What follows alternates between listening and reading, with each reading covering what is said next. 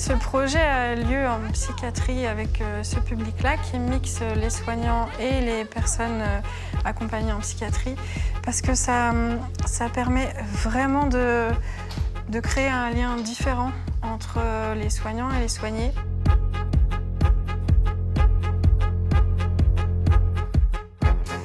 La scène est grande, vous vous placez où vous voulez.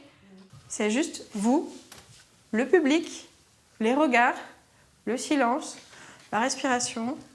Vous attendez. L'art du clown, c'est vraiment un chemin de vie pour moi.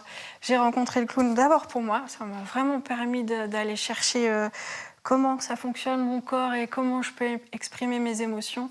Et quand j'ai vu ce que ça produisait sur moi et ce que ça produisait sur les autres aussi...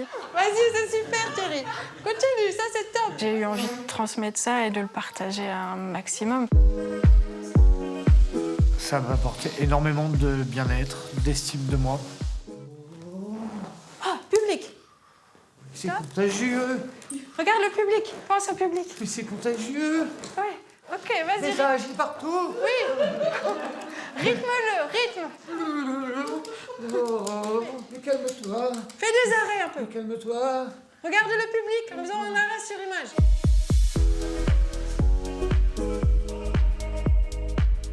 Aujourd'hui, avec la situation de handicap physique associée au handicap psychique, en fait, ça me permet de me réaliser, d'être moi et aussi d'être mon clown qui a besoin de s'exprimer.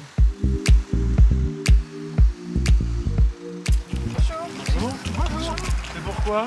C'est pour l'association Cœur de Clown. Ah, c'est vous les clowns? Oui.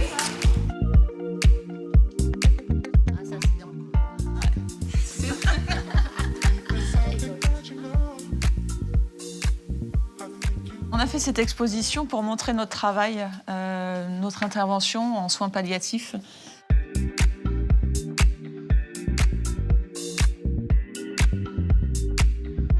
Ça paraissait absolument nouveau, des clowns en soins palliatifs. On nous posait souvent la question.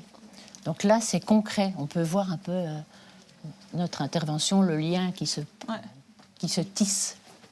C'est tout l'emblème du cœur du clown. Ouais, c'est le cœur, c'est ce qui se passait au moment là. De l'accompagnement. De l'accompagnement, Ouais. ouais. C'était ça. Tout à fait. Et cet homme-là, il avait besoin d'un gros cœur, quoi. J'ai un souvenir vraiment de beaucoup d'émotions. C'était une jeune femme dans le coma et avec qui moi je n'arrivais pas à rentrer en relation. C'était une forme de coma un peu. Et eux, ils ont réussi.